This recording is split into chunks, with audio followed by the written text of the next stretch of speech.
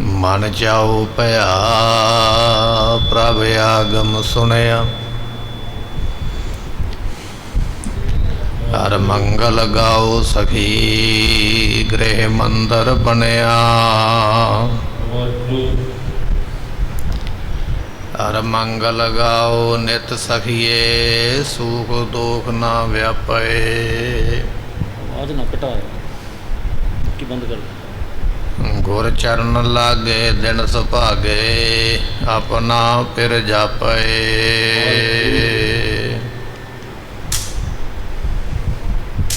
एक ओंकार सतगुरु ते प्रसाद सच होए। वाहिगुरु जी की फतेह है विघ्न विनाशन सो। श्री वाहिगुरु जी की फतेह है विघ्न विनाशन सोए। देखत रहो जथा अब होवे राज तुर्क घर ते सब खोवे। वाहिगुरु जी का खालसा वाहिगुरु जी की फतेह। सतगुरु श्री गुरु ग्रंथ साहिब जियां दी पवित्र पावन हजूरी दा आनंद मान रही गुरु की संगत। आप संगत ने गुरु दरबार अंदर बैठ के सतगुरां दी इलाही गुरबाणी दे कीर्तन दियां दातां सरवण कीतियां। अज मेरी पीरी दे मालक गुरु हरगोबिंद पातशाह साहब जियां दे प्रकाश दिहाड़े भी आपां नूं प्राप्त हो रहे। अज दे दिन सतगुरां ने गुरु की वडाली नगर जो जिला अमृतसर दे अंदर पैंदा है अमृत वेले अवतार धारण करके छेवीं जोत गुरु नानक साहब पातशाह जी दे मालक बने। ये भी इतिहास आपां महाराज दा सरवण करांगे। उस तो पहला गुरु तेग बहादुर महाराज साहब का इतिहास आपां लड़ीवार कथा दे अंदर सरवण कर रहे हाँ। पिछले दीवान विच सरवण किया अब्दुल खान नाम का दरोगा कोतवाल सतगुरां दे जीवन तो प्रभावित हो के इन्हें बेनती की महाराज आप भी इत्थों चले जाओ सानू भी नाल लै चलो। आप जी इत्थे ना रवो। यदी शरधा वेख के महाराज कहन लगे अब्दुल खान दरोगे असी अपनी मौज नाल इत्थे आए हैं मर्जी नाल। कादे वास्ते गुरु नानक साहब पातशाह ने बचन करके बाबर बादशाह नूं राज बख्शिया सीगा। वो गुरु नानक साहब दे बचन असी वापस लैने ने। शरीर ते छड्डना ही है इत्थे नहीं ते किते होर छड्ड देवांगे पर इस शरीर रूपी ठिकरा ये सिर ते भन के ये राज भाग दा बचन असी वापस लैके इसनूं सज़ा देनी है। ये बादशाह इहो जिहा जुलमी है इसने किसी भी साधु संत नूं नहीं छड्डिया। ये बचन गुरु तेग बहादुर पातशाह कह रहे। अगे होर किहड़े बचन करनगे वो अज आपां सरवण करांगे। आओ मन दे ध्यान नूं टकाईए मिल के आखिए सतनाम श्री वाहिगुरु साहिब जी। गुरु तेग बहादुर महाराज कहन लगे कहंदे हुण वेखदा रह अब्दुल खान तैनूं दस दिता ना आउण वाला समा भी असीं इत्थे शहीदी देनी है। बादशाह औरंगजेब दे राज दा जिहड़ा तेज तप है उसनूं खत्म करना। ये असी सारी योजना बनाई बैठे हाँ मर्जी दे नाल कुर्बानी करन वास्ते आए पर तैनूं असी दस दिता ये बचन हुण तू साडे सुन लिया ने बस वेखदा रहो अगे अगे असी की करना तमाशा वेख। ये वेख बिध भी असी किवें बनाउंदे आ वेखदा रहो पर किसी नूं कुछ कही ना किसी नूं दसी कुछ ना वेखदा रहना कर।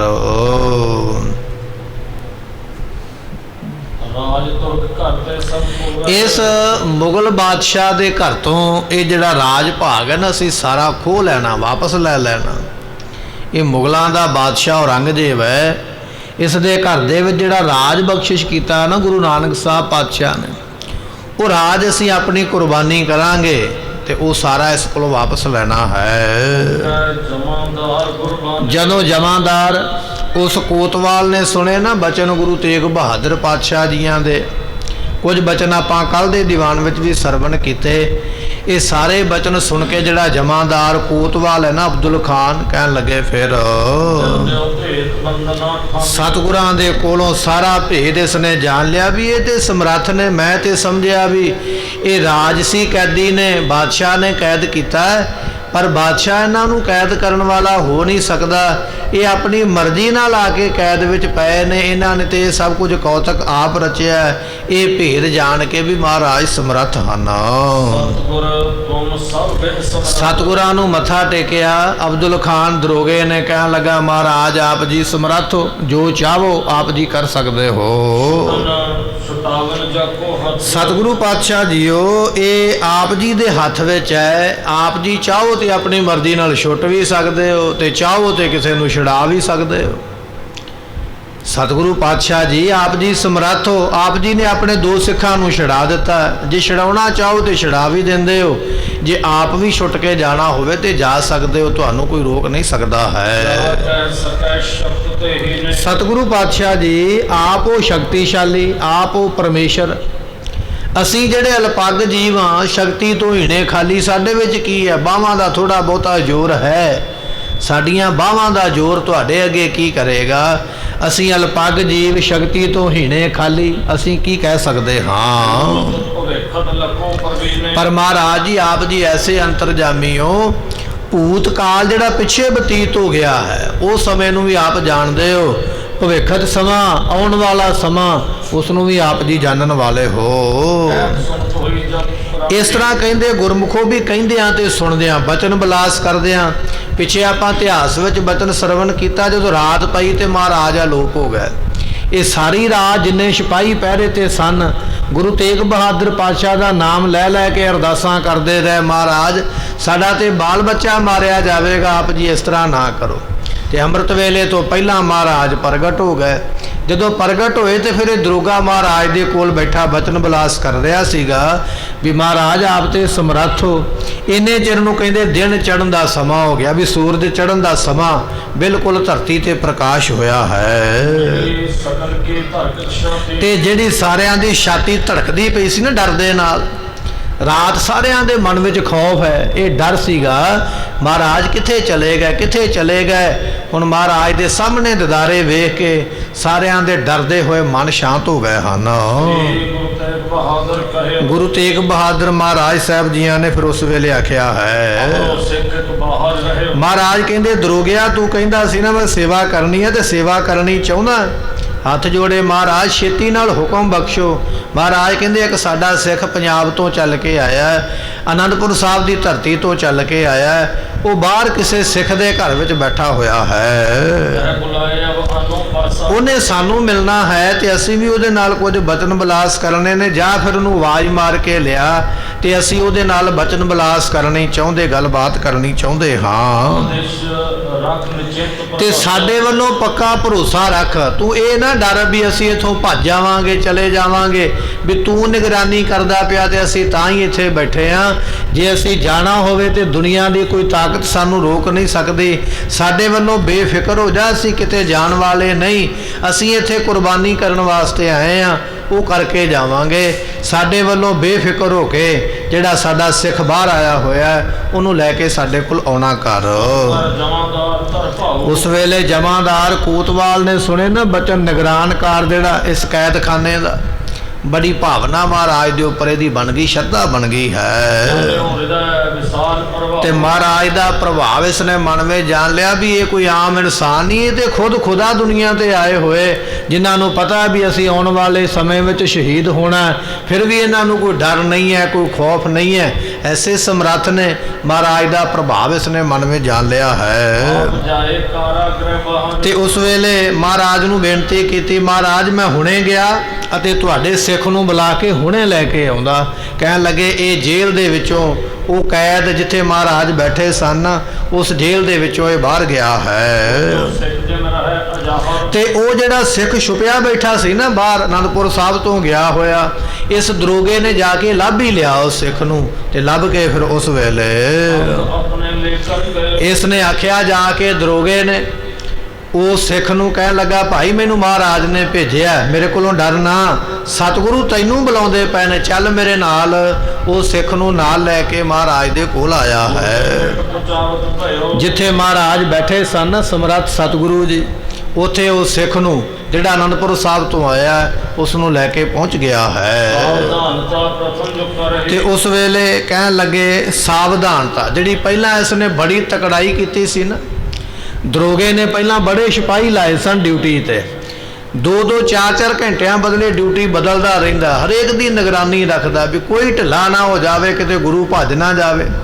ਜਿਹੜੀ ਪਹਿਲਾਂ ਇਸ ਨੇ ਬੜੀ ਪਕਿਆਈ ਕਰਕੇ ਰੱਖੀ ਸੀ ਨਾ, ਤਕੜਾਈ ਕਰਕੇ, ਸਾਵਧਾਨਤਾ ਜਿਹੜੀ ਰੱਖੀ ਹੋਈ ਹੈ। ਸਾਰੇ ਸਿਪਾਹੀਆਂ ਨੂੰ ਕਹਿੰਦਾ, ਉਹ ਫਿਕਰ ਨਾ ਕਰੋ, ਆਪਾਂ ਤੇ ਐਵੇਂ ਇੰਨੇ ਦਿਨਾਂ ਦੀ ਮੁਸੀਬਤ ਵਿੱਚ ਪਏ ਹੋਏ ਆ, ਭਰੋਸਾ ਰੱਖੋ ਮਹਾਰਾਜ ਕਿਤੇ ਜਾਣ ਵਾਲੇ ਨਹੀਂ, ਜੇ ਜਾਣਾ ਹੁੰਦਾ ਤੇ ਰਾਹ ਚਲੇ ਗਏ ਸਾਨੇ, ਨਾ ਆਉਂਦੇ ਤੇ ਆਪਾਂ ਕੀ ਕਰ ਲੈਂਦੇ। ਇਹਨਾਂ ਨੇ ਕਿਤੇ ਨਹੀਂ ਜਾਣਾ, ਆਪਦੀ ਮਰਜ਼ੀ ਨਾਲ ਆਏ ਨੇ, ਇਹਨਾਂ ਨੇ ਤੇ ਕੌਤਕ ਇਹ ਰਚਿਆ, ਇਹ ਬਹਾਨਾ ਬਣਾਉਣ ਲੱਗੇ ਨੇ। ਆਪਣੇ ਸਿਪਾਹੀਆਂ ਨੂੰ ਕਹਿੰਦਾ, ਬਹੁਤੇ ਦੁਖੀ ਨਾ ਹੋਵੋ, ਚੁੱਪ ਕਰਕੇ ਆਪਣੀ ਡਿਊਟੀ ਬਸ ਦਿੰਦੇ ਰਹੋ, ਬਹੁਤੀ ਤੁਹਾਨੂੰ ਮੁਸ਼ੱਕਤ ਕਰਨ ਦੀ ਲੋੜ ਨਹੀਂ, ਇਹ ਗੁਰੂ ਸਮਰੱਥ ਹੈ, ਇਹ ਕਿਤੇ ਜਾਏਗਾ ਨਹੀਂ। ਇਹ ਤੇ ਸ਼ਕਤੀ ਵਾਲੇ ਨੇ, ਆਪਣੀ ਮਰਜ਼ੀ ਨਾਲ ਆਏ ਨੇ ਤੇ ਮਰਜ਼ੀ ਨਾਲ ਇੱਥੇ ਆ ਕੇ ਬੈਠੇ ਹਨ। ਤੇ ਇਹਨਾਂ ਨੇ ਕੈਦ ਵਿੱਚ ਪੈਣ ਦਾ ਮੈਨੂੰ ਕਾਰਨ ਦੱਸ ਦਿੱਤਾ। ਸਿਪਾਹੀਆਂ ਨੇ ਪੁੱਛਿਆ, ਨਾਲਦਿਆਂ ਨੇ ਕਹਿਣ ਲੱਗੇ ਵੀ ਸਾਹਿਬ, ਕੱਲ ਤੇ ਤੁਸੀਂ ਆਖਦੇ ਸੀ ਵੀ ਅੱਖਾਂ ਵੀ ਬੰਦ ਨਹੀਂ ਕਰਨੀਆਂ, ਅੱਖਾਂ ਵੀ ਝਪਕਣੀਆਂ ਨਹੀਂ, ਗੁਰੂ ਵੱਲ ਨਿਗਾਹ ਲਾ ਕੇ ਰੱਖੋ, ਗੁਰੂ ਕਿਤੇ ਭੱਜ ਨਾ ਜਾਵੇ, ਬੜੀ ਸਾਵਧਾਨਤਾ ਰੱਖੋ, ਭਾਂਡਿਆਂ ਦੀ ਵੀ ਤਫਤੀਸ਼ ਕੀਤੀ ਜਾਵੇ, ਆਉਣ ਜਾਣ ਵਾਲੇ ਤੇ ਨਿਗਾਹ ਰੱਖੀ ਜਾਵੇ। ਕੱਲ ਤੇ ਸਾਨੂੰ ਬੜੀਆਂ ਹਦਾਇਤਾਂ ਦੇ ਰਹੇ ਸੀ ਵੀ ਗੁਰੂ ਦੇ ਕੋਲ ਕੋਈ ਜਾਣਾ ਨਹੀਂ ਚਾਹੀਦਾ, ਅੱਜ ਤੁਸੀਂ ਆਖਦੇ ਹੋ ਵੀ ਫਿਕਰ ਨਾ ਕਰੋ, ਗੁਰੂ ਕਿਤੇ ਜਾਂਦਾ ਨਹੀਂ। ਜਦੋਂ ਸਿਪਾਹੀਆਂ ਨੇ ਸਵਾਲ ਪੁੱਛਿਆ ਤੇ ਦਰੋਗਾ ਕਹਿਣ ਲੱਗਾ, ਤੁਹਾਨੂੰ ਨਹੀਂ ਪਤਾ, ਮਹਾਰਾਜ ਨੇ ਵਿਚਲਾ ਕਾਰਨ ਮੈਨੂੰ ਦੱਸ ਦਿੱਤਾ ਹੈ, ਸਤਿਗੁਰਾਂ ਨੇ ਮੈਨੂੰ ਦੱਸ ਦਿੱਤਾ ਵੀ ਅਸੀਂ ਇੱਥੋਂ ਭੱਜਣ ਵਾਸਤੇ ਨਹੀਂ ਆਏ, ਅਸੀਂ ਤੇ ਕੁਰਬਾਨੀ ਕਰਨ ਵਾਸਤੇ, ਆਪਣੇ ਵੱਡਿਆਂ ਦਾ ਦਿੱਤਾ ਹੋਇਆ ਬਚਨ ਵਾਪਸ ਲੈਣ ਵਾਸਤੇ, ਇਸ ਔਰੰਗੇ ਦਾ ਤੇਜ ਤਪ ਮੁਕਾਉਣ ਵਾਸਤੇ ਆਏ ਆ। ਇਹ ਵੱਡਾ ਕਾਰਨ ਮਹਾਰਾਜ ਨੇ ਮੈਨੂੰ ਦੱਸਿਆ ਹੈ। ਤੇ ਆਪਾਂ ਕੀ ਇਹਨਾਂ ਦੀ ਰਾਖੀ ਕਰ ਸਕਦੇ? ਜੇ ਹੁਣ ਆਪਾਂ ਚਾਹੀਏ ਵੀ ਆਪਾਂ ਗੁਰੂ ਦੀ ਰਾਖੀ ਕਰ ਲਾਂਗੇ, ਗੁਰੂ ਦੀ ਰਾਖੀ ਆਪਾਂ ਥੋੜੀ ਕਰ ਸਕਦੇ ਹਾਂ। ਗੁਰੂ ਤੇ ਸਮਰੱਥ ਹੈ, ਜੋ ਚਾਹਵੇ ਉਹ ਕਰ ਸਕਦਾ, ਸਮਰੱਥ ਦੀ ਕਦੇ ਰਾਖੀ ਨਹੀਂ ਹੁੰਦੀ ਹੈ। ਮਹਾਰਾਜ ਜੇ ਚਾਹੋ ਨਾ ਕੋਈ ਕੰਮ ਕਰਨਾ, ਇੱਕ ਛਿਣ ਵਿੱਚ ਹੀ ਕਰ ਲੈਣਗੇ, ਕੋਈ ਟਾਈਮ ਨਹੀਂ ਲੱਗੇਗਾ। ਸਾਡੇ ਵੇਖਦਿਆਂ ਕੁਝ ਨਹੀਂ ਹੋਣਾ, ਜਿਹੜਾ ਕੰਮ ਇਹਨਾਂ ਨੇ ਕਰਨਾ ਇੱਕ ਛਿਣ ਵਿੱਚ ਹੀ ਇਹਨਾਂ ਨੇ ਕਰ ਦੇਣਾ, ਸਾਡਾ ਤੇ ਉੱਥੇ ਕੋਈ ਹੋਰ ਨਹੀਂ ਹੈ। ਅਸੀਂ ਖੋਟੀ ਮਤ, ਬਾਦਸ਼ਾਹ ਦਾ ਹੁਕਮ, ਬਸ ਆਹ ਗੱਲ ਕਰ ਕਰਕੇ ਵੱਡਾ ਭਾਰੀ ਦੁੱਖ ਪ੍ਰਾਪਤ ਕਰ ਰਹੇ ਹਾਂ। ਕਦੇ ਬਾਦਸ਼ਾਹ ਵੱਲੋਂ ਡਰਦੇ, ਕਦੇ ਨੌਕਰੀ ਵੱਲੋਂ ਡਰਦੇ, ਕਦੇ ਪਰਿਵਾਰ ਵੱਲੋਂ ਡਰਦੇ। ਇਹ ਸਾਡੀ ਮਤ ਸੀ ਮਾੜੀ, ਉਸ ਮਾੜੀ ਮਤ ਦੇ ਕਾਰਨ ਅਸੀਂ ਐਡਾ ਭਾਰੀ ਦੁੱਖ ਪਾ ਰਹੇ ਸੀ। ਹੁਣ ਉਸ ਮਤ ਨੂੰ ਛੱਡੋ ਅਤੇ ਸਤਿਗੁਰਾਂ ਦੀ ਸਿੱਖਿਆ ਜੋ ਹੈ, ਇਹ ਸਤਿਗੁਰੂ ਨੇ, ਤੇ ਸਤਿਗੁਰੂ ਵੀ ਐਸੇ ਸਮਰੱਥ ਨੇ, ਜਿਹੜਾ ਇਹਨਾਂ ਦੀ ਅਵਗਿਆ ਕਰੇਗਾ ਨਾ, ਨਰਾਦਰੀ ਕਰੇਗਾ, ਤੇ ਮੈਂ ਇਹ ਗੱਲ ਦਾਅਵੇ ਨਾਲ ਕਹਿਣਾ ਵੀ ਉਹ ਸਿੱਧਾ ਨਰਕਾਂ ਵਿੱਚ ਜਾਵੇਗਾ। ਦਰੋਗਾ ਇਹ ਗੱਲ ਕਹਿੰਦਾ ਪਿਆ, ਦਰੋਗਾ ਇਹ ਸ਼ਾਦੀ ਦਿੰਦਾ ਪਿਆ ਆਪਣੇ ਸਿਪਾਹੀਆਂ ਨੂੰ, ਕਹਿਣ ਲੱਗਾ ਵੀ ਜਿਹੜਾ ਗੁਰੂ ਤੇਗ ਬਹਾਦਰ ਪਾਤਸ਼ਾਹ ਦੀ ਨਰਾਦਰੀ ਕਰੇਗਾ, ਮੈਂ ਇਹ ਗੱਲ ਦਾਅਵੇ ਨਾਲ ਕਹਿੰਦਾ ਵੀ ਉਹ ਨਰਕਾਂ ਨੂੰ ਜਾਵੇਗਾ। ਇਸ ਕਰਕੇ ਅਸੀਂ ਜਿੰਨੀ ਹੋ ਸਕੀਏ ਗੁਰੂ ਦੀ ਸੇਵਾ ਕਰਨੀ ਕਰੀਏ।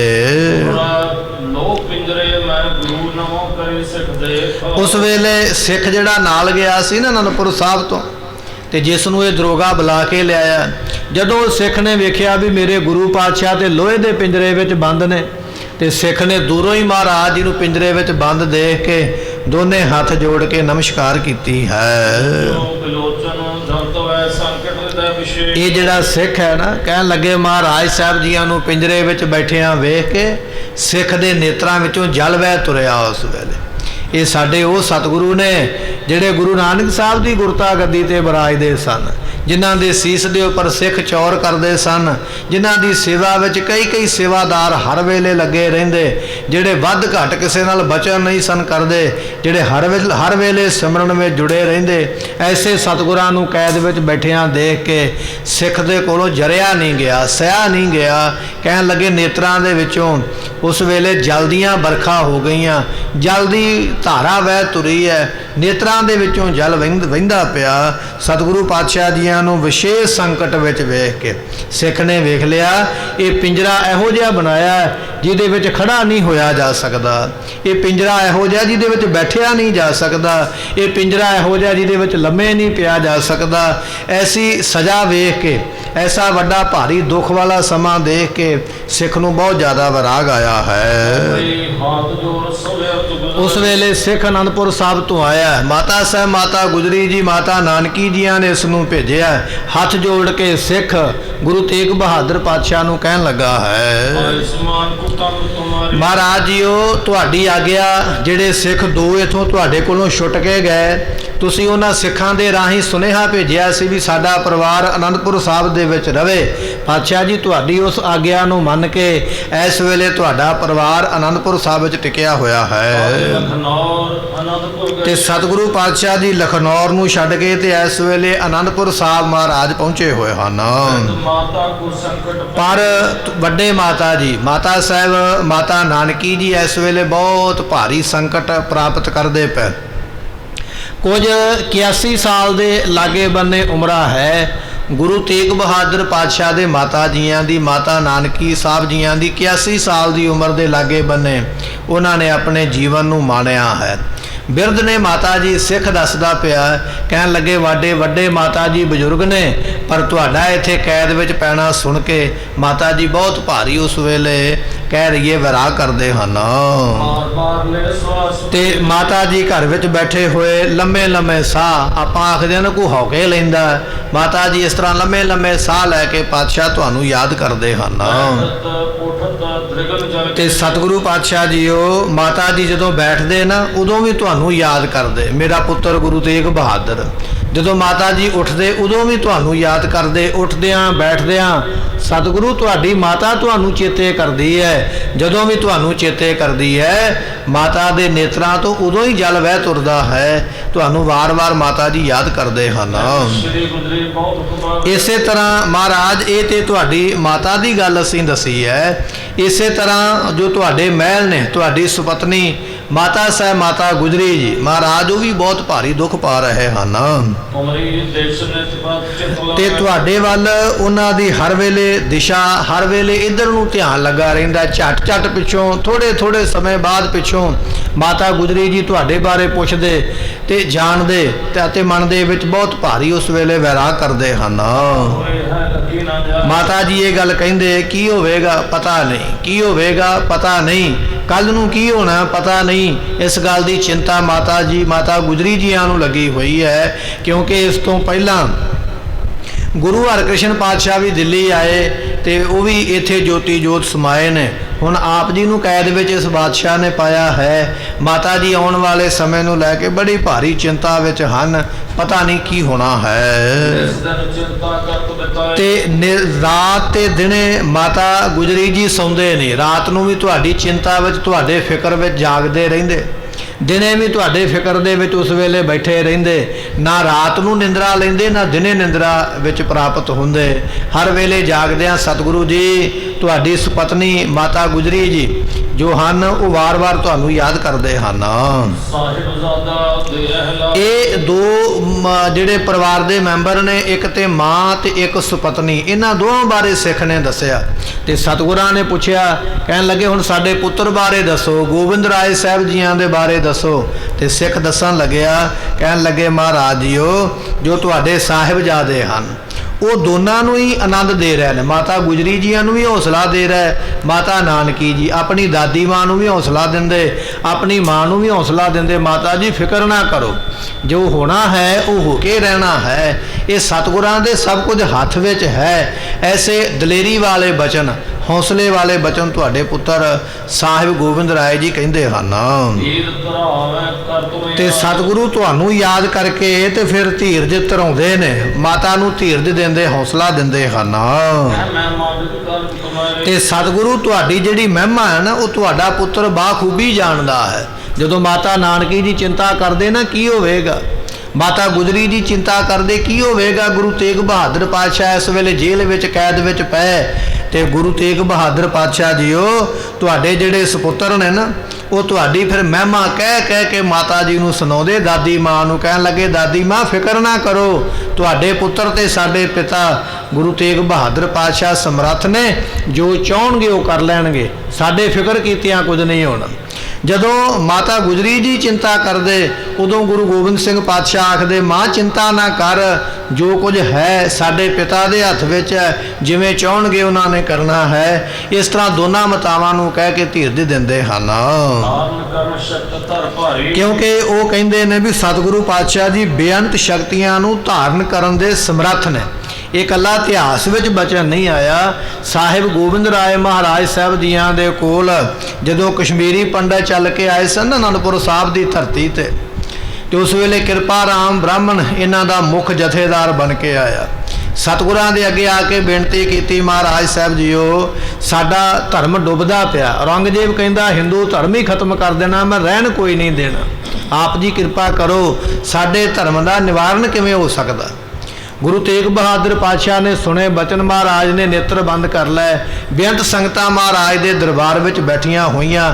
ਕੁਝ ਸਮਾਂ ਮਹਾਰਾਜ ਆਪਣੇ ਧਿਆਨ ਵਿੱਚ ਚੁੱਪ ਰਹੇ, ਉਸ ਤੋਂ ਬਾਅਦ ਵਿੱਚ ਨੇਤਰ ਖੋਲੇ ਤੇ ਸਾਹਿਬ ਸਤਿਗੁਰੂ ਕਹਿਣ ਲੱਗੇ, ਕਹਿੰਦੇ ਐ ਕਿਰਪਾ ਰਾਮ ਬ੍ਰਾਹਮਣ, ਤੁਹਾਡੇ ਧਰਮ ਦੀ ਰੱਖਿਆ ਵਾਸਤੇ ਇੱਕ ਮਹਾਨ ਬ੍ਰਹਮ ਗਿਆਨੀ ਨੂੰ ਕੁਰਬਾਨੀ ਕਰਨ ਦੀ ਲੋੜ ਹੈ। ਐਸੋ ਜਿਹਾ ਬ੍ਰਹਮ ਗਿਆਨੀ ਹੋਵੇ ਜਿਸ ਨੇ ਸਵਾਸ ਸਵਾਸ ਪਰਮਾਤਮਾ ਨੂੰ ਚੇਤੇ ਕੀਤਾ ਹੋਵੇ, ਇਸ ਤਰ੍ਹਾਂ ਦਾ ਬ੍ਰਹਮ ਗਿਆਨੀ ਲੱਭੋ। ਸਾਧੂ ਇਹੋ ਜਿਹਾ ਹੋਵੇ ਜਿਸ ਨੇ ਸਵਾਸ ਸਵਾਸ ਰੱਬ ਨੂੰ ਸਿਮਰਿਆ ਹੋਵੇ। ਦੂਜਾ ਬਚਨ ਇਹ ਹੈ, ਸਾਧੂ ਇਹੋ ਜਿਹਾ ਹੋਵੇ ਜਿਹਨੇ ਕਦੇ ਜ਼ੁਬਾਨ ਤੋਂ ਝੂਠ ਨਾ ਬੋਲਿਆ ਹੋਵੇ, ਤੇ ਸਾਧੂ ਇਹੋ ਜਿਹਾ ਹੋਵੇ ਜਿਹਨੇ ਹਮੇਸ਼ਾ ਪਰਉਪਕਾਰ ਹੀ ਕੀਤਾ ਹੋਵੇ, ਜਿਹਨੂੰ ਆਪਣੇ ਤਨ ਦਾ ਮੋਹ ਨਾ ਹੋਵੇ ਅਤੇ ਪ੍ਰਭਤਾ ਦੀ ਲੋੜ ਨਾ ਹੋਵੇ, ਪ੍ਰਭਤਾ ਨੂੰ ਨਾ ਚਾਹੁੰਦਾ ਹੋਵੇ, ਮਾਨ ਵਡਿਆਈ ਨੂੰ ਨਾ ਚਾਹੁੰਦਾ ਹੋਵੇ, ਜਿਹੜਾ ਇਸੇ ਤਰ੍ਹਾਂ ਬੱਜਰ ਕੁਰੈਤਾਂ ਤੋਂ ਬਚਿਆ ਹੋਇਆ, ਜਿਹੜਾ ਜਤੀ ਸਤੀ ਹੈ, ਇਹੋ ਜਿਹਾ ਮਹਾਤਮਾ ਕੋਈ ਕੁਰਬਾਨੀ ਕਰੇਗਾ ਤੇ ਤੁਹਾਡਾ ਧਰਮ ਬਚ ਸਕਦਾ ਹੈ। ਜਦੋਂ ਇਹ ਬਚਨ ਗੁਰੂ ਤੇਗ ਬਹਾਦਰ ਪਾਤਸ਼ਾਹ ਨੇ ਆਖੇ, ਕਿਰਪਾ ਰਾਮ ਸੋਚੀ ਪੈ ਗਿਆ ਵੀ ਇਹੋ ਜਿਹਾ ਕਿਹੜਾ ਦੁਨੀਆ ਦੇ ਵਿੱਚ ਜਿਹਨੇ ਕਦੇ ਝੂਠ ਨਾ ਬੋਲਿਆ ਹੋਵੇ, ਇਹੋ ਜਿਹਾ ਕਿਹੜਾ ਜਿਹਨੇ ਕਦੇ ਰੱਬ ਨੂੰ ਹਰ ਵੇਲੇ ਚੇਤਾ ਕੀਤਾ ਹੋਵੇ, ਕਦੇ ਨਾ ਭੁੱਲਿਆ ਹੋਵੇ, ਇਹੋ ਜਿਹਾ ਕਿਹੜਾ ਜਿਹੜਾ ਜਤ ਸਤ ਦੇ ਵਿੱਚ ਪੂਰਾ ਹੋਵੇ, ਇਹੋ ਜਿਹਾ ਕਿਹੜਾ ਹੈ ਜਿਹੜਾ ਹਮੇਸ਼ਾ ਪਰਉਪਕਾਰ ਚਾਹੁੰਦਾ ਹੋਵੇ? ਕੋਈ ਨਹੀਂ ਹੈ। ਸਤਿਗੁਰਾਂ ਨੇ ਸਵਾਲ ਦਾ ਜਵਾਬ ਦੇ ਦਿੱਤਾ ਵੀ ਧਰਮ ਤੇ ਬਚ ਜਾਵੇਗਾ, ਪਰ ਕੁਰਬਾਨੀ ਇਹੋ ਜਿਹੇ ਮਹਾਂਪੁਰਖ ਦੀ ਚਾਹੀਦੀ ਹੈ। ਹੁਣ ਸੋਚੀ ਪੈ ਗਿਆ ਕਿੱਥੋਂ ਲੱਭ ਕੇ ਲਿਆਈਏ। ਇੰਨੇ ਚਿਰ ਨੂੰ ਗੋਬਿੰਦ ਰਾਏ ਸਾਹਿਬ ਜੀ ਬਾਹਰ ਬੱਚਿਆਂ ਦੇ ਨਾਲ ਖੇਡਦੇ ਖੇਡਦੇ ਜਦੋਂ ਦਰਬਾਰ ਵਿੱਚ ਪਹੁੰਚੇ ਨਾ, ਦੀਵਾਨ ਦੇ ਵਿੱਚ, ਤੇ ਆਪਣੇ ਪਿਤਾ ਦੇ ਕੋਲ ਜਾ ਕੇ ਬੈਠ ਗਏ।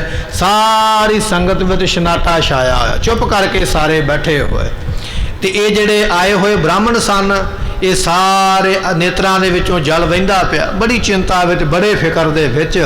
ਤੇ ਸਾਹਿਬ ਗੋਬਿੰਦ ਰਾਏ ਜੀ ਦੀ ਨਿਗਾਹ ਪਈ ਨਾ ਜਦੋਂ ਉਹਨਾਂ ਬ੍ਰਾਹਮਣਾਂ ਤੇ, ਕਿਰਪਾ ਰਾਮ ਬ੍ਰਾਹਮਣ ਦੇ ਸਮੇਤ ਜਿੰਨੇ ਆਏ ਸਨ, ਤੇ ਮਹਾਰਾਜ ਹੈਰਾਨ ਹੋ ਗਿਆ ਵੀ ਸਾਡੇ ਪਿਤਾ ਕੋਲ ਦੁਨੀਆ ਦੁਖੀ ਹੋ ਕੇ ਤੇ ਆਉਂਦੀ ਹੈ, ਪਰ ਜਦੋਂ ਵਾਪਸ ਜਾਂਦੀ ਹੈ ਸਾਰੇ ਖੁਸ਼ ਜਾਂਦੇ। ਇਹ ਅੱਜ ਕੀ ਗੱਲ ਹੋਈ ਹੈ ਵੀ ਇਹ ਆਏ ਵੀ ਦੁਖੀ ਨੇ ਤੇ ਬੈਠੇ ਵੀ ਦੁਖੀ ਨੇ? ਤੇ ਸਤਿਗੁਰਾਂ ਨੇ ਪੁੱਛ ਹੀ ਲਿਆ, ਕਹਿਣ ਲੱਗੇ, ਪਿਤਾ ਜੀ ਵੀ ਇਹ ਕੌਣ ਲੋਕ ਨੇ, ਇੰਨੀ ਚਿੰਤਾ ਵਿੱਚ ਕਿਉਂ ਬੈਠੇ ਨੇ, ਤੁਸੀਂ ਇਹਨਾਂ ਦੀ ਚਿੰਤਾ ਦਾ ਨਿਵਾਰਨ ਕਿਉਂ ਨਹੀਂ ਕਰਦੇ? ਤੇ ਸਾਹਿਬ ਗੁਰੂ ਤੇਗ ਬਹਾਦਰ ਪਾਤਸ਼ਾਹ ਕਹਿਣ ਲੱਗੇ, ਪੁੱਤਰ ਇਹ ਕਸ਼ਮੀਰੀ ਬ੍ਰਾਹਮਣ ਨੇ, ਇਹਨਾਂ ਦਾ ਧਰਮ ਇਸ ਵੇਲੇ ਖਤਰੇ ਵਿੱਚ ਹੈ, ਔਰੰਗਜ਼ੇਬ ਇਹਨਾਂ ਦੇ ਧਰਮ ਨੂੰ ਮੁਕਾਉਂਦਾ ਪਿਆ। ਹੁਣ ਕੀ ਹੋਵੇਗਾ? ਉਹੀ ਬਚਨ ਮਹਾਰਾਜ ਨੇ ਫਿਰ ਦੁਹਰਾਇਆ, ਕਹਿਣ ਲੱਗੇ ਵੀ ਇਹਨਾਂ ਦਾ ਧਰਮ ਬਚ ਤਾਂ ਸਕਦਾ ਹੈ ਕੋਈ ਪੂਰਨ ਬ੍ਰਹਮ ਗਿਆਨੀ, ਕੋਈ ਪੁੱਜਿਆ ਹੋਇਆ ਸਾਧੂ ਕੁਰਬਾਨੀ ਕਰੇ, ਜਿਹੜਾ ਕਦੇ ਝੂਠ ਨਾ ਬੋਲਿਆ ਹੋਵੇ, ਜਿਹੜਾ ਹਰ ਵੇਲੇ ਰੱਬ ਨੂੰ ਚੇਤੇ ਕਰਦਾ, ਜਿਹੜਾ ਹਰ ਵੇਲੇ ਜਤੀ ਸਤੀ ਰਿਹਾ ਹੋਵੇ, ਜਿਹੜਾ ਪਰਉਪਕਾਰ ਹੀ ਕਰਦਾ ਹੋਵੇ, ਇਹੋ ਜਿਹਾ ਮਹਾਂਪੁਰਖ ਕੁਰਬਾਨੀ ਕਰੇਗਾ ਤੇ ਪੁੱਤਰ ਜੀ ਇਹਨਾਂ ਦਾ ਧਰਮ ਤਾਂ ਬਚਣਾ ਹੈ। ਇੰਨੇ ਬਚਨ ਸੁਣੇ ਨਾ ਗੋਬਿੰਦ ਰਾਏ ਸਾਹਿਬ ਜੀਆਂ ਨੇ, 9 ਸਾਲ ਦੀ ਉਮਰ, ਤੇ ਝਾਟੀ ਫਿਰ ਜਵਾਬ ਦਿੱਤਾ, ਇੰਨੀ ਵਿਦਿਆ ਪੜ੍ਹੇ ਹੋਏ ਬ੍ਰਾਹਮਣਾਂ ਨੂੰ ਜਵਾਬ ਨਹੀਂ ਆਇਆ ਮਹਾਰਾਜ ਦੀ ਗੱਲ ਦਾ। ਜਿਨ੍ਹਾਂ ਨੇ ਵੇਦ ਤੇ ਸ਼ਾਸਤਰ ਪੜ੍ਹੇ ਸਨ, ਜਿਨ੍ਹਾਂ ਨੇ ਸਾਰੀ ਉਮਰਾਂ ਹੰਢਾਲੀ ਸੀ ਆਪਣੀ ਜ਼ਿੰਦਗੀ ਦੀ, ਬੜੇ ਤਜਰਬੇ ਜਿਨ੍ਹਾਂ ਨੇ ਕੀਤੇ, ਬੜੇ ਦੁੱਖ ਤੇ ਸੁੱਖ ਜਿਨ੍ਹਾਂ ਨੇ ਜ਼ਿੰਦਗੀ ਵਿੱਚ ਵੇਖੇ, ਉਹਨਾਂ ਨੂੰ ਜਵਾਬ ਨਹੀਂ ਆਇਆ। ਪਰ ਇਸ ਗੱਲ ਦਾ ਜਵਾਬ 9 ਸਾਲ ਦੀ ਉਮਰਾਂ ਵਿੱਚ ਸਾਹਿਬ ਗੁਰੂ ਗੋਬਿੰਦ ਸਿੰਘ ਮਹਾਰਾਜ ਜੀਆਂ ਨੇ ਦਿੱਤਾ। ਕਹਿਣ ਲੱਗੇ, ਪਿਤਾ ਜੀ ਫਿਰ ਤੁਹਾਡੇ ਤੋਂ ਵੱਡਾ ਇਸ ਵੇਲੇ ਸਾਧੂ ਸਾਡੀ ਨਿਗਾਹ ਵਿੱਚ ਕੋਈ ਨਹੀਂ ਹੈਗਾ। ਇੱਕ ਤੁਸੀਂ ਇਹੋ ਜਿਹੇ ਸਾਧੂ ਹੋ ਅਸੀਂ ਜਾਣਦੇ ਵੀ ਤੁਸੀਂ ਨਹੀਂ ਕਦੀ ਜ਼ੁਬਾਨ ਵਿੱਚੋਂ ਝੂਠ ਬੋਲਿਆ। ਇੱਕ ਤੁਸੀਂ ਇਹੋ ਜਿਹੇ ਹੋ ਜਿਨ੍ਹਾਂ ਨੇ ਕਦੇ ਪ੍ਰਮਾਤਮਾ ਨੂੰ ਇੱਕ ਛਿਣ ਸਮੇਂ ਜਿੰਨਾ ਵੀ ਨਹੀਂ ਭੁਲਾਇਆ ਹੈ। ਇੱਕ ਤੁਸੀਂ ਇਹੋ ਜਿਹੇ ਹੋ ਜਿਹੜੇ ਹਰ ਵੇਲੇ ਪਰਉਪਕਾਰ ਅਤੇ ਜਤੀ ਸਤੀ ਹੋ। ਪਿਤਾ ਜੀ ਤੁਹਾਡੇ ਵਰਗਾ ਸਾਧੂ ਕੋਈ ਨਹੀਂ ਹੋ ਸਕਦਾ। ਫਿਰ ਆਪ ਜੀ ਕੁਰਬਾਨੀ ਕਰੋ ਤੇ ਇਹਨਾਂ ਦਾ ਡੁੱਬਦਾ ਧਰਮ ਬਚਾ ਲਵੋ। ਜਦੋਂ ਇੰਨੇ ਬਚਨ ਕਹੇ ਨਾ ਇੰਨੀ ਛੋਟੀ ਉਮਰਾਂ ਦੇ ਵਿੱਚ, ਉਹ ਵਿਦਿਆ ਪੜ੍ਹੇ ਹੋਏ ਵੱਡੀ ਉਮਰ ਦੇ ਬ੍ਰਾਹਮਣ ਵੀ ਹੈਰਾਨ ਰਹਿ ਗਏ, ਮੂੰਹ ਅੱਡੇ ਦੇ ਅੱਡੇ ਹੀ ਰਹਿ ਗਏ ਵੀ ਇਹ ਇੰਨਾ ਵੱਡਾ ਬਚਨ ਇਹਨਾਂ ਨੇ ਇੰਨੀ ਨਿੱਕੀ ਉਮਰਾਂ ਵਿੱਚ। ਸੰਗਤਾਂ ਤੇ ਸਿੱਖ ਵੀ ਹੈਰਾਨ ਹੋ ਗਏ ਜਦੋਂ ਇਹ ਬਚਨ ਸੁਣਿਆ ਗੁਰੂ ਤੇਗ ਬਹਾਦਰ ਪਾਤਸ਼ਾਹ ਨੇ। ਬੜੇ ਖੁਸ਼ ਹੋਏ, ਕਹਿਣ ਲੱਗੇ ਸਾਨੂੰ ਇਸੇ ਉੱਤਰ ਦੀ ਆਸ ਸੀ ਤੇ ਸਾਨੂੰ ਪਤਾ ਸੀ ਵੀ ਇਹ ਉੱਤਰ ਕੇਵਲ ਤੁਸੀਂ ਦੇ ਸਕਦੇ ਹੋ, ਤੁਹਾਡੇ ਬਿਨਾ ਕੋਈ ਨਹੀਂ ਦੇ ਸਕਦਾ। ਆਪਣੇ ਪੁੱਤਰ ਨੂੰ ਗੱਲ ਆਇਆ, ਕਹਿਣ ਲੱਗੇ ਜੇ ਤੁਸੀਂ ਇਹ ਗੱਲ ਕਹਿੰਦੇ ਹੋ ਅਸੀਂ ਕੁਰਬਾਨੀ ਕਰਨ ਵਾਸਤੇ ਤਿਆਰ ਹਾਂ। ਉਸੇ ਵੇਲੇ ਪਾਤਸ਼ਾਹ ਨੇ ਉਹਨਾਂ ਬ੍ਰਾਹਮਣਾਂ ਨੂੰ ਆਖਿਆ, ਕਹਿਣ ਲੱਗੇ ਜਾਓ ਔਰੰਗਜ਼ੇਬ ਨੂੰ ਕਹੋ ਅਸੀਂ ਧਰਮ ਦੇ ਵਾਸਤੇ ਕੁਰਬਾਨ ਹੋਣ ਲਈ ਤਿਆਰ ਹਾਂ। ਇਹ ਬਚਨ ਅਨੰਦਪੁਰ ਸਾਹਿਬ ਦੀ ਧਰਤੀ ਤੇ ਜੇ ਕਹੇ ਨੇ ਤੇ ਗੋਬਿੰਦ ਰਾਏ ਸਾਹਿਬ ਜੀ ਪੂਰਨ ਭਰੋਸਾ ਰੱਖਦੇ ਵੀ ਸਾਡੇ ਪਿਤਾ ਜੀ ਇਨਸਾਨ ਨਹੀਂ ਪਰਮੇਸ਼ਰ ਨੇ। ਇੰਨਾ ਭਰੋਸਾ ਉਹਨਾਂ ਨੂੰ ਹੈ। ਇੱਥੇ ਬਚਨ ਵੀ ਆ ਗਿਆ, ਕਹਿਣ ਲੱਗੇ ਪਾਤਸ਼ਾਹ ਜੀਓ ਤੁਹਾਡੇ ਪੁੱਤਰ ਦੇ ਇਹ ਕਹਿਣੇ ਹਨ, ਕਾਰਨ ਕਰਨ ਸ਼ਕਤ ਤਰ ਭਾਰੀ। ਸਾਡੇ ਪਿਤਾ ਦੇ ਵਿੱਚ ਬੇਅੰਤ ਸ਼ਕਤੀਆਂ ਨੇ, ਜੋ ਚਾਹਣ ਉਹ ਝਟ ਕਰ ਸਕਦੇ ਹਨ। ਜੋ ਗੁਰੂ ਤੇਗ ਬਹਾਦਰ ਪਾਤਸ਼ਾਹ ਕਰਨਾ ਚਾਹਣ ਉਹ ਇੱਕ ਛਿਣ ਵਿੱਚ ਕਰਨਗੇ, ਢੇਰ ਕੋਈ ਨਹੀਂ ਲੱਗੇਗੀ। ਮਹਾਰਾਜ ਦੇ ਮੁਖ ਤੋਂ ਬਚਨ ਮਗਰੋਂ ਨਿਕਲਣਾ ਪੂਰਾ ਪਹਿਲਾਂ ਹੋਣਾ ਹੈ। ਇਸ ਗੱਲ ਦਾ ਭਰੋਸਾ ਤੁਹਾਡੇ ਪੁੱਤਰ ਨੂੰ ਹੈ। ਉਹਨੇ ਤੁਹਾਨੂੰ ਕੱਲਾ ਪਿਤਾ ਨਹੀਂ ਪਰਮੇਸ਼ਰ ਜਾਣਿਆ, ਇੰਨੀ ਉਹਨਾਂ ਨੇ ਤੁਹਾਡੇ ਉੱਪਰ ਆਪਣਾ ਭਰੋਸਾ ਰੱਖਿਆ ਹੋਇਆ ਹੈ। ਤੇ ਉਹਨਾਂ ਨੇ ਇਹ ਵੀ ਗੱਲ ਆਖੀ ਹੈ, ਪਾਤਸ਼ਾਹ ਜੀ ਤੁਸੀਂ ਭਾਵੇਂ ਇਹ ਸਾਰੀਆਂ ਗੱਲਾਂ ਸੰਗਤ ਨੂੰ ਨਹੀਂ ਦੱਸ ਕੇ ਆਏ, ਪਰ ਤੁਹਾਡੇ ਪੁੱਤਰ ਗੋਬਿੰਦ ਰਾਏ ਸਾਹਿਬ ਜੀਆਂ ਨੇ ਇਹ ਬਚਨ ਸੰਗਤ ਨੂੰ ਦੱਸ ਦਿੱਤਾ ਹੈ। ਗੁਰੂ ਕੀ ਸੰਗਤ ਫਿਕਰ ਨਾ ਕਰੋ, ਸਾਡੇ ਪਿਤਾ ਨੇ ਇਹ ਆਪ ਬਹਾਨਾ ਬਣਾਇਆ ਹੈ। ਆਪ ਗਏ ਨੇ ਜਾਣ ਬੁੱਝ ਕੇ ਦਿੱਲੀ, ਉਹਨਾਂ ਨੇ ਉੱਥੇ ਕੁਰਬਾਨੀ ਕਰਨੀ ਹੈ, ਡੁੱਬਦੇ ਧਰਮ ਦੀ ਰੱਖਿਆ ਕਰਨੀ ਹੈ। ਇਹ ਵਿਧੀ ਉਹਨਾਂ ਨੇ ਆਪ ਬਣਾਈ ਹੈ। ਇਹ ਤੁਹਾਡੇ ਪੁੱਤਰ ਨੇ ਸੰਗਤਾਂ ਵਿੱਚ ਇਹ ਬਚਨ ਆਖਿਆ ਹੋਇਆ ਹੈ। ਪਰ ਸਤਿਗੁਰੂ ਪਾਤਸ਼ਾਹ ਜੀ ਤੁਹਾਡਾ ਪੁੱਤਰ ਤੇ ਸਿੱਖਿਆ ਦਿੰਦਾ, ਧੀਰਜ ਵੀ ਦਿੰਦਾ ਮਾਤਾ ਗੁਜਰੀ ਤੇ ਮਾਤਾ ਨਾਨਕੀ ਨੂੰ। ਪਰ ਦੋਨੇ ਮਾਤਾਵਾਂ ਜਿਹੜੀਆਂ ਨੇ ਨਾ ਉਹ ਬੜੀ ਭਾਰੀ ਚਿੰਤਾ ਕਰਦੀਆਂ ਪਈਆਂ, ਤੁਹਾਡੇ ਵੱਲੋਂ ਬਹੁਤ ਜ਼ਿਆਦਾ ਦੁੱਖ ਮੰਨਦੀਆਂ ਹਨ। ਸੱਸ ਤੇ ਨੌਂ ਦੋਨੇ ਜਾਣੀਆਂ ਇੱਕ ਥਾਂ ਤੇ ਇਕੱਠੀਆਂ ਹੋ ਜਾਂਦੀਆਂ। ਸੱਸ ਕੌਣ ਹੈ? ਮਾਤਾ ਨਾਨਕੀ ਜੀ। ਤੇ ਨੌਂ ਕੌਣ ਹੈ? ਮਾਤਾ ਗੁਜਰੀ ਜੀ। ਦੋਨੇ ਜਾਣੀਆਂ ਜਦੋਂ ਇਕੱਠੀਆਂ ਬੈਠਦੀਆਂ ਇੱਕ ਦੂਜੇ ਦੇ ਗੱਲ ਲੱਗ ਕੇ ਰੋਣ ਲੱਗ ਪੈਂਦੀਆਂ। ਇੱਕ ਦੂਜੇ ਵੱਲ ਵੇਖ ਕੇ ਦੋਨਾਂ ਦੇ ਨੇਤਰਾਂ ਵਿੱਚ ਜਲ ਭਰ ਆਉਂਦਾ ਹੈ। ਦੋਨੇ ਜਾਣੀਆਂ ਬਹੁਤ ਵੈਰਾਗ ਕਰਦੀਆਂ ਪਈਆਂ। ਆਪ ਜੀ ਨੂੰ ਜੇਲ੍ਹ ਵਿੱਚ ਇੱਥੇ ਬੈਠਿਆ ਹੋਇਆ ਵੇਖ ਕੇ ਬਹੁਤ ਭਾਰੀ ਦੁਖੀ ਹੋ ਰਹੀਆਂ ਹਨ। ਤੇ ਸਤਿਗੁਰੂ ਪਾਤਸ਼ਾਹ ਜੀਓ ਦੋਨਾਂ ਮਾਤਾਵਾਂ ਨੂੰ ਧੀਰਜ ਦੇਣ ਵਾਸਤੇ ਤੇ ਹੌਸਲਾ ਦੇਣ ਵਾਸਤੇ ਫਿਰ ਉਸ ਵੇਲੇ ਤੇ ਹੁਣ ਦੱਸਿਆ ਸਿੱਖ ਨੇ, ਜਿਹੜਾ ਅਨੰਦਪੁਰ ਸਾਹਿਬ ਤੋਂ ਸਿੱਖ ਆਇਆ ਨਾ ਦਿੱਲੀ, ਇਸ ਵੇਲੇ ਗੁਰੂ ਤੇਗ ਬਹਾਦਰ ਪਾਤਸ਼ਾਹ ਦੇ ਕੋਲ ਬੈਠਾ, ਉਹ ਸਿੱਖ ਦੱਸਦਾ ਪਿਆ ਮਾਤਾਵਾਂ ਜਦੋਂ ਨਹੀਂ ਧੀਰਜ ਧਾਰਨ ਕਰਦੀਆਂ, ਹੌਸਲਾ ਛੱਡ ਕੇ ਬੈਠੀਆਂ ਨੇ, ਫਿਰ ਸਾਨੂੰ ਗੋਬਿੰਦ ਰਾਏ ਸਾਹਿਬ ਜੀ ਨੇ ਆਖਿਆ ਸਿੱਖਾ ਇਹਨਾਂ ਨੇ ਸਾਡੇ ਬਚਨ ਤੇ ਇੰਨਾ ਭਰੋਸਾ ਨਹੀਂ ਕਰਨਾ ਜਿੰਨਾ ਇਹਨਾਂ ਨੇ ਗੁਰੂ ਤੇਗ ਬਹਾਦਰ ਪਾਤਸ਼ਾਹ ਦੇ ਭਰੋਸਾ ਕਰਨਾ ਹੈ। ਜਾਓ ਸਾਡੇ ਪਿਤਾ ਦੇ ਕੋਲ ਦਿੱਲੀ ਦੀ ਧਰਤੀ ਤੇ, ਉਹਨਾਂ ਦੇ ਵੱਲੋਂ ਹੁਣ ਪੁੱਛ ਕੇ ਆਓ ਵੀ ਅੱਗੇ ਕੀ ਕਰਨਾ। ਜੋ ਪਾਤਸ਼ਾਹ ਤੁਸੀਂ ਕਹੋਗੇ ਹੂ ਬਹੂ ਮੈਂ ਉਹ ਸਾਰਾ ਸੁਨੇਹਾ ਜਾ ਕੇ ਤੁਹਾਡੇ ਪਰਿਵਾਰ ਨੂੰ ਦੇਵਾਂਗਾ। ਪਰਿਵਾਰ ਨੂੰ ਹੌਸਲਾ ਦੇਣ ਵਾਸਤੇ ਮੈਨੂੰ ਤੁਹਾਡੇ ਕੋਲ ਉਪਦੇਸ਼ ਲੈਣ ਲਈ ਭੇਜਿਆ। ਗੁਰਮੁਖੋ ਇਹ ਉਹ ਸਿੱਖ ਚੱਲ ਕੇ ਆਇਆ ਜਿਹਦੇ ਹੱਥੀ ਮਹਾਰਾਜ ਜੀਆਂ ਨੇ 9ਵੇਂ ਮਹੱਲੇ ਦੇ ਸ਼ਲੋਕ ਜਿਹੜੇ ਸਨ ਉਚਾਰਨ ਕਰਕੇ ਦੇਣੇ ਨੇ। 9ਵੇਂ ਮਹੱਲੇ ਦੇ ਸ਼ਲੋਕ ਮਹਾਰਾਜ ਜੀਆਂ ਨੇ ਦਿੱਲੀ ਦੀ ਧਰਤੀ ਤੇ ਬੈਠ ਕੇ ਉਸ ਵੇਲੇ ਮੁਖੋਂ ਉਚਾਰੇ ਸਨ, ਜਦੋਂ ਲੋਹੇ ਦੇ ਪਿੰਜਰੇ ਵਿੱਚ ਬੰਦ ਸਨ। ਤੇ ਮਹਾਰਾਜ ਸਾਹਿਬ ਜੀਆਂ ਦੇ ਕੋਲ ਇਹ ਸਿੱਖ ਬੇਨਤੀ ਕਰਦਾ ਪਿਆ ਕਿ ਸਤਿਗੁਰੂ ਜੀ ਤੁਹਾਡੀ ਮਾਤਾ ਵੀ ਹੌਸਲਾ ਛੱਡ ਕੇ ਬੈਠੀ ਹੈ, ਤੁਹਾਡੀ ਪਤਨੀ ਵੀ ਹੌਸਲਾ ਛੱਡ ਕੇ ਬੈਠੀ ਹੈ, ਦੋਨੇ ਬੀਬੀਆਂ ਘਰ ਦੇ ਵਿੱਚ ਬੜਾ ਵੈਰਾਗ ਕਰਦੀਆਂ ਪਈਆਂ। ਆਪ ਜੀ ਕਿਰਪਾ ਕਰਕੇ ਹੌਸਲੇ ਦੇ ਬਚਨ, ਕੋਈ ਉਪਦੇਸ਼ ਦਾ ਬਚਨ ਕਹੋ। ਤੇ ਸਤਿਗੁਰਾਂ ਨੇ ਇਹ ਬਚਨ ਜਦੋਂ ਸੁਣਦੇ ਗਏ ਨਾ, ਫਿਰ ਮਹਾਰਾਜ ਕਹਿਣ ਲੱਗੇ ਕੋਈ ਨਹੀਂ, ਅਸੀਂ ਹੌਸਲਾ ਵੀ ਦੇਵਾਂਗੇ। ਉਸ ਲੋਹੇ ਦੇ ਪਿੰਜਰੇ ਵਿੱਚ ਬੈਠੇ ਹੋਏ ਦੀਨ ਦੁਨੀਆ ਦੇ ਮਾਲਕ ਗੁਰੂ ਤੇਗ ਬਹਾਦਰ ਪਾਤਸ਼ਾਹ ਜੀਆਂ ਨੇ ਸ਼ਲੋਕ 9ਵੇਂ ਮਹੱਲੇ ਦੇ ਜਿਹੜੇ ਭੋਗ ਦੇ ਸ਼ਲੋਕ ਨੇ ਉਹ ਰਚੇ। ਆਖਿਆ ਜਾਓ ਇਹ ਬਾਣੀ ਜਾ ਕੇ ਸਾਡੇ ਪਰਿਵਾਰ ਨੂੰ ਦਿਓ, ਉਹਨਾਂ ਨੂੰ ਕਹੋ ਵੀ ਹੌਸਲਾ ਕਰੋ, ਜੋ ਕੁਝ ਹੋ ਰਿਹਾ ਸਾਡੇ ਹੁਕਮ ਵਿੱਚ ਹੋ ਰਿਹਾ। ਇਹ ਉਹ ਸਿੱਖ ਬੇਨਤੀ ਕਰਦਾ ਪਿਆ ਜਿਹੜਾ ਭੋਗ ਦੀ ਬਾਣੀ ਗੁਰੂ ਤੇਗ ਬਹਾਦਰ ਪਾਤਸ਼ਾਹ ਦੇ ਕੋਲੋਂ ਉਚਾਰ ਕੇ ਲਿਖਵਾ ਕੇ ਕਾਗਜ਼ ਤੇ ਅਨੰਦਪੁਰ ਸਾਹਿਬ ਲੈ ਕੇ ਆਇਆ। ਇਹ ਉਹ ਸਿੱਖ ਬੇਨਤੀ ਕਰਦਾ ਮਹਾਰਾਜ ਜੀ ਆਪ ਜੀ ਹੁਕਮ ਕਰੋ ਵੀ ਅੱਗੇ ਮੈਂ ਹੁਣ ਕੀ ਕਰਨਾ ਹੈ।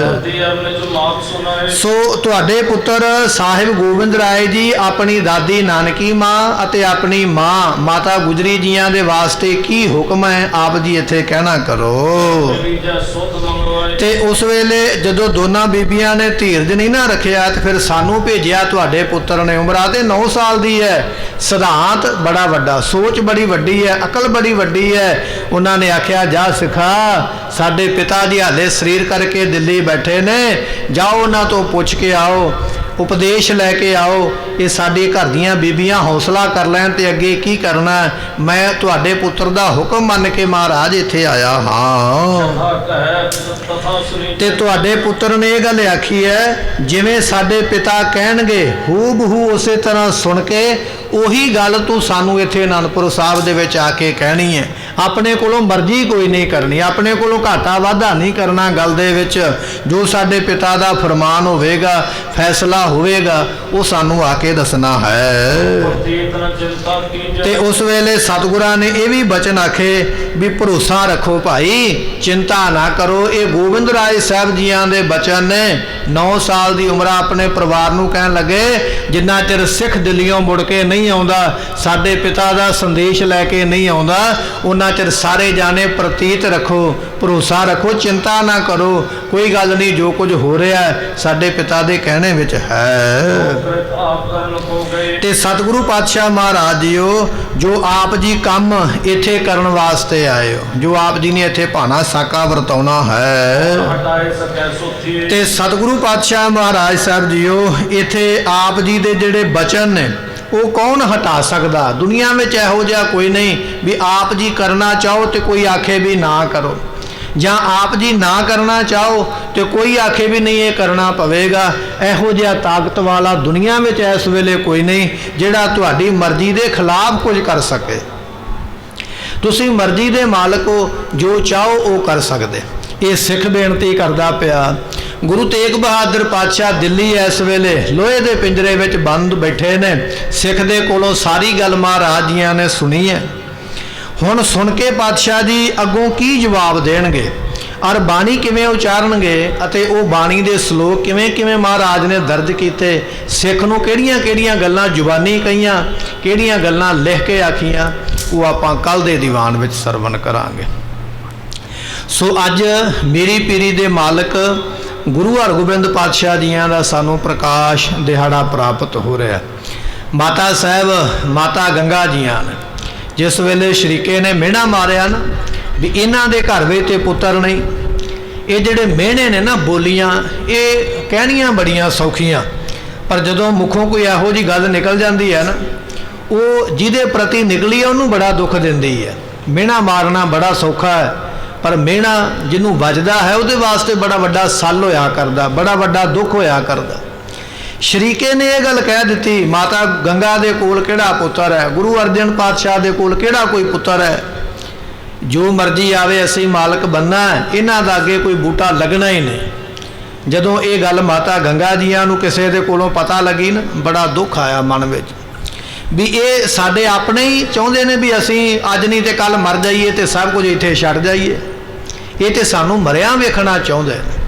ये गल का दुख लैके माता गंगा जियां ने गुरु अर्जन साहब नूं बेनती की, महाराज दुनिया के लोगों की आप झोली भरदे हो, संगतां आउंदियां, कोई वर मंगदा, कोई पुत मंगदा, कोई दुध मंगदा, कोई धन मंगदा, कोई जगीर मंगदा, कोई जायदाद मंगदा, कोई तंदुरुस्ती मंगदा, जिहड़ा भी आउंदा आप जी झोली भर के तोरदे हो।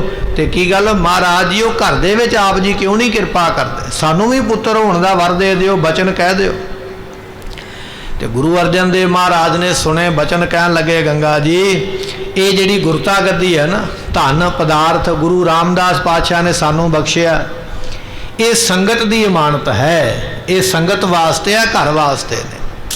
कुछ लोग जिहड़े ना अज बुद्धि जिहड़ी बड़ी किंतु वाली, बड़े शंके वाली, चलाक बुद्धि हो गई है, तर्क वाली। कुछ लोग आखदे की गल गुरु अर्जन देव महाराज पुत्र का वर नहीं सन दे सकते, बाबा बुढ़ा साहब के कोल ही क्यों भेजिया। उन्हां दी गल सानू भी बड़ी चंगी लगती, असीं भी सोचते भी हाँ ये बड़ी ज्ञान वाली गल इस भाऊ ने आखी है, पर नहीं, ये शरदक गल है, ये शरदा कोई नहीं है। गुरु अर्जन देव पातशाह के बचन सन, गुरु अर्जन देव पातशाह है तो समर्थ, पर कहन लगे गंगा जी गुरु घर दियां वस्तुआं असीं घर वास्ते नहीं वरतांगे, ये शक्तियां, ये करामातां, ये धन पदार्थ, ये दातां जिहड़ियां संगत दियां असीं संगत विच ही वंडांगे, ये संगत दियां ने, वो संगत इस चीज़ की मालक है। तो माता गंगा जियां ने फिर हथ जोड़े, कहन लगे कोई तो किरपा करो, मेहर करो, आम संगत दे वांग असीं भी तुहाडी शरण विच आए हैं। तो फिर महाराज जी कहन लगे बाबा बुढ़ा साहब इस वेले इहो जिहा गुरसिख ने जिन्हां ने 4 गुरु साहिबां दे दर्शन कीते हुए ने, गुरु नानक साहब पातशाह दे, गुरु अंगद देव महाराज जियां दे, गुरु अमरदास पातशाह साहिब, गुरु रामदास महाराज, तो 5वें गुरु अर्जन देव पातशाह। ऐसा गुरसिख इस वेले दुनिया ते एक ही है जिन्हें इन्ने गुरु साहबानां ने दर्शन किए, जिन्हें कदे आपा नहीं जनाया, कदे मान नहीं किया। ऐसे गुरसिख की सेवा करो, उहदे बचनां दे नाल सब कुछ प्राप्त होवेगा। इतिहास बड़ा लंबेरा है, बड़ा लंबा है। माता गंगा जी पहली बारी बड़े ठाठ बाठ दे नाल रथ ते चढ़ के नौकर चाकर नाल लैके गए, पर पहली बारी दात प्राप्त नहीं हुई। बाबा बुढ़ा साहब ने इन्नी गल आखी, कहन लगे माता जी असी कौन आ देण वाले तो गुरु अर्जन देव पातशाह, तुसी उन्हां दी पत्नी हो, तो उन्हां कोलों जाके वर मंगो। मैं तो घाह खोतन वाला बंदा, सीधा जट जिमींदार हैगा, मेरा तो काम है फसलां पैदा करनियां, सब्जियां तैयार करवाउणियां, लंगर तक पहुँचाउणियां। ये कखां दी सेवा करन वाले कदे पुत्रां दी दात थोड़ी दे सकदे, मेरे हथ विच कुछ नहीं है। वापस आ गए। गुरु अर्जन देव पातशाह नूं फिर बेनती की, तो सतगुरु कहन लगे गंगा जी अपने हत्थां दे नाल आप प्रशादा तैयार करो, पहला इशनान करो, अमृत वेले उठ के जपजी साहब का पाठ करो, साफ सुथरे वस्त्र पहन के अपने हथी मिसा प्रशादा बनाओ। कुछ आटा तो कुछ चौलों का, कुछ आटा कणक का, तो कुछ छोलियां का आटा लैके उसनों मिला के मिसे प्रशादे तैयार करवाओ। लस्सी अते दही के भांडे भर के आप अपने सिर ते चौके लैके जाओ। रथां घोड़ियां ते चढ़ के नहीं जाईदा दात लैन वास्ते, पैदल ते नंगे पैरी जाओ जे कुछ चाहुंदे हो। माता गंगा जियां ने इसे तरह किया, भोजन प्रशादा तैयार करवाया, अपने सिर ते आप टोकरा चुकया प्रशादियां दा, नंगे पैरी गुरमुखो अमृतसर तो चले, जिथे अज बीड़ बाबा बुढ़ा साहब है ना, उतों तक नंगे पैरी आप चल के गए। इधरों बाबा बुढ़ा साहब जी दोपहर का समा ते भुख लगी हुई, माता जी नूं आउंदियां वेख